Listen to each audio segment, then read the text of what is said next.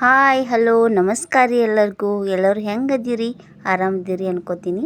Welcome to my channel Deepa life style blog. ಬರ್ರಿ ಇವತ್ತು ಬೆಳಗ್ಗೆನೇ ಬ್ಲಾಗ್ ಸ್ಟಾರ್ಟ್ ಮಾಡೀನಿ ನೋಡ್ರಿ.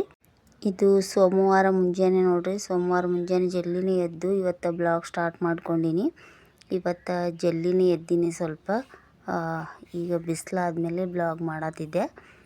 ಇವತ್ತು ಸ್ಕೂಲೆಲ್ಲನೂ ಸ್ಟಾರ್ಟ್ ಆದವು ನೋಡ್ರಿ. ಎಲ್ಲ ಕರ್ನಾಟಕದ ಎಲ್ಲ ಸ್ಕೂಲ್ಗಳು ಇವತ್ತು ಸ್ಟಾರ್ಟ್ ಆದವು. ಇವತ್ತು ನನ್ನ ಮಗಳು ಸ್ಕೂಲ್ಗೆ ಹೋಗಿದ್ಲು. 2 ತಿಂಗಳಂತೂ ಮನ್ಗಣ ರಜೆ ಒಳಗೆ ಮಸ್ತ್ ಮಜಾ ಮಾಡಿರ್ತಾರೆ ಎಲ್ಲ ಹುಡುಗರು. ಇವತ್ತಿಂದ ಎಲ್ಲ ಹುಡುಗರು ಸಾಲಿನೂ ಸ್ಟಾರ್ಟ್ ಆದವು ನೋಡ್ರಿ. ಇವತ್ತು ಅದಕ್ಕೆ ಒಂದು ಸ್ವಲ್ಪ ಜಲ್ದಿ ಎದ್ದು, ದಿನ ಲೇಟಾಗಿ ಹೇಳ್ತಿದ್ವಿ ಸೂಟಿ ಒಳಗೆ. ಇವತ್ತು ಸ್ವಲ್ಪ ಜಲ್ದಿ ಎದ್ದು ಜಳಕ ಎಲ್ಲ ಮಾಡಿಬಿಟ್ಟು ದೇವ್ರಿಗೆ ಪೂಜೆನೂ ಮಾಡಾಕತ್ತೀನಿ. ನನ್ನ ಮಗಳಂತರೂ ದಿನ ಸ್ಕೂಲ್ ರಜೆ ಇದ್ದಾಗಂತೂ 7:30 8 ಗಂಟೆ ತನಕ ಹೇಳ್ತಿದ್ಲು. ಇವತ್ತು ಆಕಿನೂ ಜಲ್ದಿ ಎದ್ದಿದ್ಲು. ಜಲ್ದಿ ಎದ್ದು ಜಳಕ ಎಲ್ಲನೂ ಮಾಡಿಕೊಂಡು ಈಗ ಅಡುಗೆ ಎಲ್ಲನೂ ಸ್ಟಾರ್ಟ್ ಮಾಡ್ಬೇಕು ನೋಡ್ರಿ. ಸ್ಕೂಲ್ ಸೂಟಿ ಇದ್ದಾಗ ಯಾವ ಟೆನ್ಷನ್ ಇರೋಲ್ಲ, ಲೇಟಾಗಿ ಎದ್ದು ಆರಾಮಾಗಿ ಮಾಡ್ಕೋಬೋದು. ಈಗ ಎಲ್ಲ ಹುಡುಗರು ಸ್ಕೂಲ್ನು ಸ್ಟಾರ್ಟ್ ಆದಮೇಲೆ ಸ್ವಲ್ಪ ಜಲ್ದಿನೇ ಮಾಡ್ಕೊಂಡ್ರೆ ಟೈಮಿಗೆ ಸರಿಯಾಗಿ ಹೋಗೋಕ್ಕಾಗತ್ತೆ. ಅದಕ್ಕೆ ಇವತ್ತು ಜಲ್ದಿ ಎದ್ಬಿಟ್ಟು ಮೊದಲು ಸ್ನಾನ ಮಾಡ್ಕೊಂಡು ಆಮೇಲೆ ಅಡುಗೆ ಸ್ಟಾರ್ಟ್ ಮಾಡತ್ತೀನಿ ನೋಡ್ರಿ. ಅಡುಗೆ ಮನೆಗೆ ಬಂದು ಈಗ ಅಡುಗೆ ಎಲ್ಲನೂ ಸ್ಟಾರ್ಟ್ ಮಾಡಬೇಕು. ಬೆಳಗ್ಗೆ ಎದ್ದ ತಕ್ಷಣ ಅಡುಗೆ ಮಾಡೋದೊಂದು ಟೆನ್ಷನು. ದಿನ ಒಂದೇ ಥರ ಅಡುಗೆ ಮಾಡೋಕ್ಕಂತೂ ಆಗೋದಿಲ್ಲ. ದಿನ ಒಂದೊಂದು ಥರ ಬೇರೆ ಬೇರೆನೇ ಮಾಡಬೇಕು. ಅದ್ರಾಗ ಪಲ್ಯ ಮಾಡೋದು ದಿನ ಒಂದೊಂದು ಯಾವ ಥರ ಪಲ್ಯ ಮಾಡ್ಬೇಕಂತಲೇ ಯೋಚನೆ ಮಾಡೋದಾಗ್ತದೆ. ಅದಕ್ಕೆ ರಾತ್ರಿಯೇ ನಾವು ಏನು ಮುಂಜಾನೆ ಮಾಡಬೇಕು ಅಂತ ಅಂದ್ಕೊಂಡಿರ್ತೀವಿ, ಅದನ್ನು ರಾತ್ರಿಯೇ ಅಂದ್ಕೊಂಡ್ಬಿಟ್ರೆ ಜಲ್ದಿ ಆಗಿಬಿಡ್ತೈತೆ ನೋಡ್ರಿ. ಇವತ್ತು ಉಸ್ಲಿ ಮಾಡತ್ತಿದ್ದೆ. ಮೂಗ್ನಿ ಮೊಳಕೆ ಕಾಳು ಉಸ್ಲಿ ಮತ್ತು ಚಪಾತಿ ಮಾಡತ್ತಿದ್ದೆ ನೋಡ್ರಿ. ಅದಕ್ಕೇನಿಲ್ಲ, ಸಿಂಪಲಾಗಿ ಒಗ್ಗರಣೆ ಹೊಡಿತೀನಿ. ಅದಕ್ಕೆ ಫಸ್ಟಿಗೆ ಎಣ್ಣೆ, ಉಳ್ಳಾಗಡ್ಡಿ ಮತ್ತು ಸ್ವಲ್ಪ ಕರಿಬೇವು ಹಾಕಿ ಇದನ್ನೆಲ್ಲ ಫ್ರೈ ಮಾಡ್ಕೊಂಡು ಇದನ್ನು ಒಗ್ಗರಣೆ ಹೊಡಿತೀನಿ. ಚಪಾತಿ ಜೊತೆನೂ ಚಲೋ ಇರ್ತದೆ, ರೊಟ್ಟಿ ಜೊತೆನೂ ಚಲೋ ಇರ್ತೈತೆ ನೋಡ್ರಿ ಇದು ಉಸುಳಿ. ಅದಕ್ಕೆ ಅದನ್ನ ತೊಳೆದಿಟ್ಬಿಟ್ಟು ಮೂಗ್ನಿ ಉಸುಳಿನ ತೊಳೆದಿಟ್ಟು ಈಗ ಪಲ್ಯಕ್ಕೆ ಒಗ್ಗರಣೆ ಹೊಡ್ಯಾತೀನಿ. ಇವತ್ತು ನಾಷ್ಟಕ್ಕೆ ಏನೂ ಮಾಡಿಲ್ಲ, ಡೈರೆಕ್ಟ್ ಡಬ್ಬಿಗೂ ಹಾಕೋದ ಮತ್ತು ಊಟಕ್ಕೂ ಹಾಕೋದತ್ತೇಳಿ ಚಪಾತಿ ಉಸ್ಲಿನೇ ಮಾಡತ್ತಿದ್ದೆ. ದಿನಾಲೂ ನಾಷ್ಟ ಎಲ್ಲನೂ ಮಾಡ್ತಿದ್ವಿ ಮತ್ತು ಈಗ ಡಬ್ಬಿ ಕಟ್ಟಬೇಕಾಗ್ತದಲ್ಲ, ಅದಕ್ಕೆ ಜಲ್ದಿನೇ ಆಗಿಬಿಡ್ತದೆ ಅಂಥೇಳಿ ನಾಷ್ಟ ಏನೂ ಮಾಡೋಕ್ಕೆ ಹೋಗಿಲ್ಲ. ಇವತ್ತು ಪಲ್ಯ ಮತ್ತು ಚಪಾತಿ ಇಷ್ಟೇ ಮಾಡಿಬಿಡೋದು. ಏನು ನಾಷ್ಟ ಮಾಡಿದ್ರು ನಮ್ಮ ಉತ್ತರ ಕರ್ನಾಟಕ ಕಡೆ ಊಟನೇ ಇದ್ರೇ ಎಲ್ಲರಿಗೂ ಹೊಟ್ಟೆ ತುಂಬ್ತದೆ. ನಾಷ್ಟ ಅಷ್ಟು ಇಷ್ಟಪಡಲ್ಲ ಯಾರು. ಅದಕ್ಕೆ ರೊಟ್ಟಿ ಚಪಾತಿನೇ ನಾವು ಜಾಸ್ತಿ ಮಾಡೋದು. ಈಗ ಉಸ್ಲಿಗೆ ಒಗ್ಗರಣೆ ಹೊಡೆದೆ ಎಲ್ಲನೂ ಉಳ್ಳಾಗಡ್ಡಿ, ಟಮಾಟಿ, ಕರಿಬೇವು ಹಾಕಿ ಸ್ವಲ್ಪ ಖಾರದ ಪುಡಿ ಹಾಕಿ, ಹಸಿಮೆಣ್ಸಿನ್ಕಾಯಿನೂ ಹಾಕ್ಬೋದಿತ್ತು, ಆದ್ರೆ ಖಾರದ ಪುಡಿನೇ ಹಾಕಿ ಮಾಡಿದೆ ನೋಡ್ರಿ ಇವತ್ತು ಪಲ್ಯ. ಈಗ ಸ್ವಲ್ಪ ಅದಕ್ಕೆ ನೀರು ಹಾಕಿ, ಸ್ವಲ್ಪನೇ ಹಾಕಬೇಕು, ಸ್ವಲ್ಪ ನೀರು ಹಾಕಿ ಮತ್ತು ಸ್ವಲ್ಪ ಮ್ಯಾಗ ಕೊತ್ತಂಬರಿ ಹಾಕಿ ಇದನ್ನೆಲ್ಲ ಮಿಕ್ಸ್ ಮಾಡಿಬಿಟ್ಟು ಸ್ವಲ್ಪ ಕುದಿಲಿದೆ ಎಲ್ಲನೂ. ಇದೆಲ್ಲನೂ ಸ್ವಲ್ಪ ಒಂದು 10 ನಿಮಿಷ ಕುದ್ಮೇಲೆ ರೆಡಿ ಆಕ್ಕದ ಪಲ್ಯ. ಅಷ್ಟೊತ್ತಿಗೆ ನಾನು ಚಪಾತಿ ಮಾಡ್ಬೇಕು ನೋಡ್ರಿ. ಈಗ ಚಪಾತಿ ಮಾಡಿಬಿಟ್ಟು ಇನ್ನು ಅಕ್ಕಿಗೆ ಸ್ಕೂಲ್ಗೆ ರೆಡಿ ಮಾಡಬೇಕು. ಅದಕ್ಕೆ ಆಕಿನ ತಲೆ ಕೂದಲೂ ಜಾಸ್ತಿ ಅದಾವು ಮತ್ತು ತಲೆ ಇಕ್ಬೇಕಂದ್ರೆ ಸ್ವಲ್ಪ ಟೈಮ್ ಆಗ್ತದೆ. ಅದಕ್ಕೆ ಸ್ವಲ್ಪ ಜಲ್ದಿನೇ ಅಡುಗೆ ಮಾಡ್ಕೊಂಡ್ಬಿಟ್ನೆ, ಅಕ್ಕಿಗೂ ರೆಡಿ ಮಾಡಿ ಶಾಲೆಗೆ ಕಳಿಸ್ಬೇಕು. ಅದಕ್ಕೆ ಚಪಾತಿ ಹಿಟ್ಟನ್ನ ಮೊದಲೇ ನಾದಿಡಬೇಕು, ಅಂದ್ರೆ ಸಾಫ್ಟಾಗಿ ಚಲೋತ್ತಿಗೆ ಹಾಕೋ ಚಪಾತಿ. ಹಿಟ್ಟು ಸ್ವಲ್ಪ ನೆನೆದು ಬಿಡ್ತಂದ್ರೆ ಸಾಫ್ಟಾಗಿ ಮೆತ್ತಗೆ ಬೇಕಾ ನೋಡ್ರಿ ಚಪಾತಿ ಎಲ್ಲನೂ. ಆವಾಗಿಂದವಾಗೆ ಕಲಿಸಿ ಮಾಡಿಬಿಟ್ರೆ ಚಪಾತಿ ಅಷ್ಟು ಮೆತ್ತಗೆ ಆಗೋದಿಲ್ಲ, ತಿನ್ನೋಕ್ಕೂ ಚಲೋ ಅನಿಸೋದಿಲ್ಲ. ಅದಕ್ಕೆ ಸ್ವಲ್ಪ ಅಳಸನೇ ನಾದಿದ್ದೆ ನಾನು, ತಗಡು ಮ್ಯಾಗ ಮಾಡ್ಬೇಕಂತ ಹೇಳಿ. ಹೋಳ್ಗೆ ತಗಡು ಮೇಲೆ ಮಾಡಿಬಿಟ್ರೆ ಇದಕ್ಕೆ ಹಿಟ್ಟು ಹಚ್ಚೋದಿಲ್ಲ, ಎಣ್ಣೆ ಹಚ್ಚೇ ಮಾಡೋದು. ಅದಕ್ಕೆ ತೀರಾ ಸಾಫ್ಟ್ ಆಕ್ಕವು. ಅದಕ್ಕೋಸ್ಕರ ಈಗ ತಗಡಿನ ಮ್ಯಾಗೆ ಮಾಡತ್ತೀನಿ ನೋಡ್ರಿ. ಹಿಂಗೆ ಮಾಡಿದ್ರೆ ಚಪಾತಿ ಭಾಳ ಸಾಫ್ಟ್ ಆಕ್ಕವು. ಅದಕ್ಕೆ ತಗಡಿನ ಮೇಲೆ ಇಷ್ಟಪಡ್ತಾರೆ ನಮ್ಮ ಮನ್ಯಾಗ ಜಾಸ್ತಿ. ಅದಕ್ಕೆ ಹಿಂಗೆ ಮಾಡತ್ತೀನಿ ಇವತ್ತು. ಚಪಾತಿ ಉಸುಳಿ ಇಷ್ಟ ಆಯ್ತು ನೋಡ್ರಿ ಇವತ್ತಿನ ಟಿಫನ್ ಮಾಡೋದು.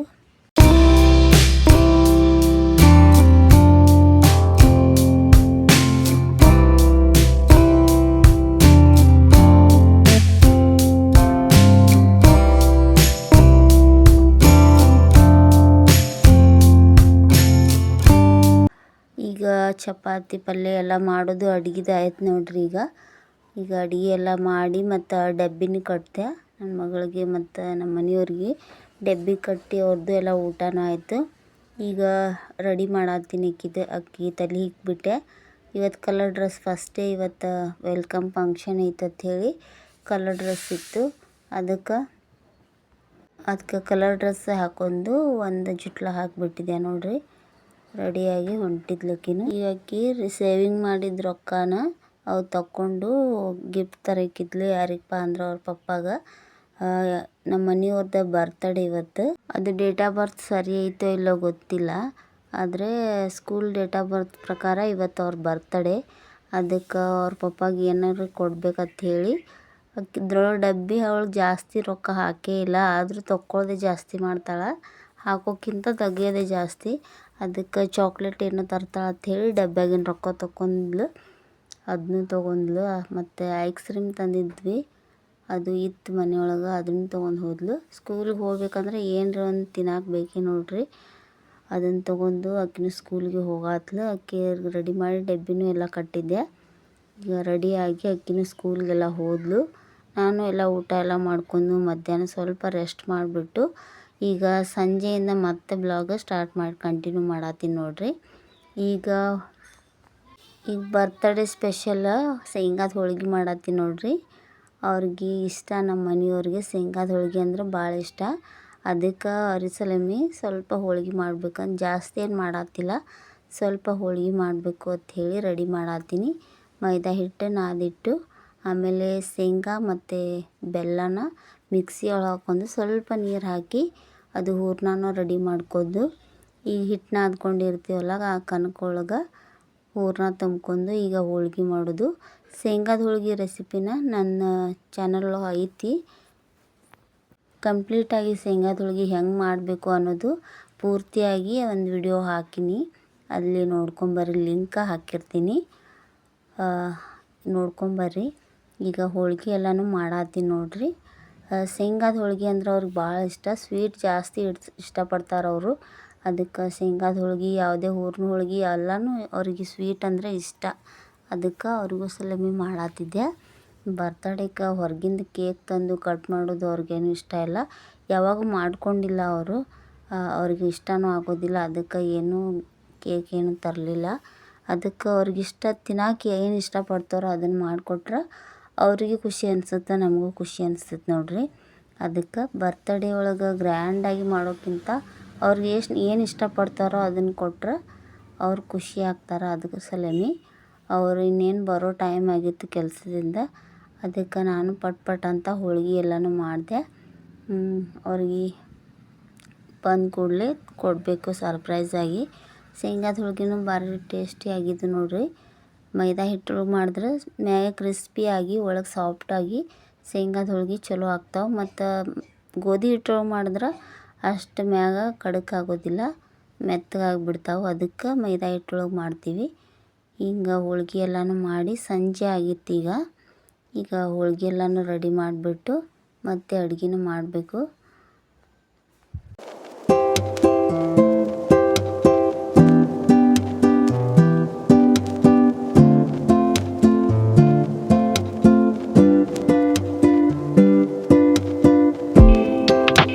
ಹೋಳ್ಗೆ ಎಲ್ಲನೂ ರೆಡಿ ಮಾಡಿ ಇಟ್ಟೆ ನೋಡ್ರಿ.